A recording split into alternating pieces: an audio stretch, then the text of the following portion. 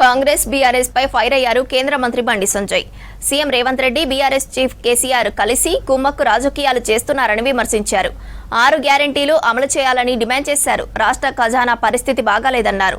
కేంద్రం తెలంగాణకు ఏమిస్తున్నదో ప్రజలకు తెలుసు అన్నారు. కాళేశ్వరం డిజైన్ చేసింది కేసీఆర్ ప్రభుత్వమే అన్నారు.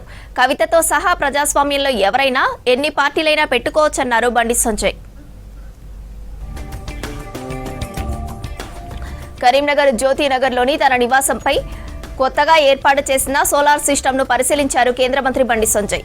సూర్యఘర్ ముఫ్తాబిలిజ్ యోజన ప్రమోట్ చేయడం కోసం మొదట తన ఇంటిపై సోలార్ ప్యానెల్స్ ఏర్పాటు చేయించారు బండి.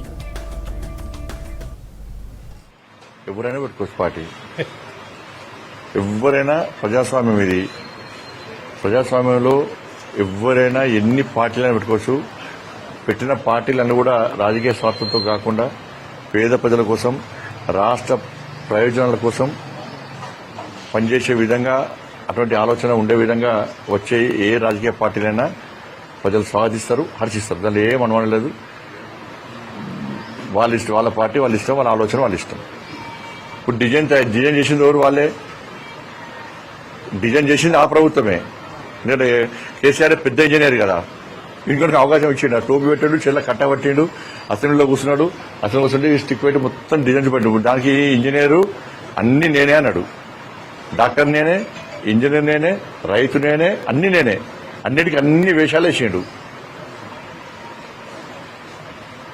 కాబట్టి ఏదైనా బీఆర్ఎస్ పార్టీ ప్రభుత్వము, బీఆర్ఎస్ పార్టీ అప్పుడు బీఆర్ఎస్ పార్టీ ప్రభుత్వం, బీఆర్ఎస్ పార్టీ దానికి బాధ్యత వహించాల్సి వస్తుంది.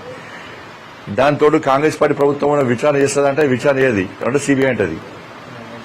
సిబిఐకి నివేదిక తయారు చేస్తారు, అది కూడా చక్కగా తయారు చేయరు.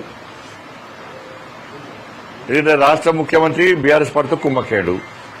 ఇద్దరు కలిసి ఇలా రాజకీయాలు, తెలంగాణ రాష్ట్రంలో రాజకీయాలు చేస్తున్నారు. పైకి కొట్లాడినట్టు చేస్తారు, లోపల మాత్రం వీళ్ళు కలిసి రాజకీయం చేస్తారు.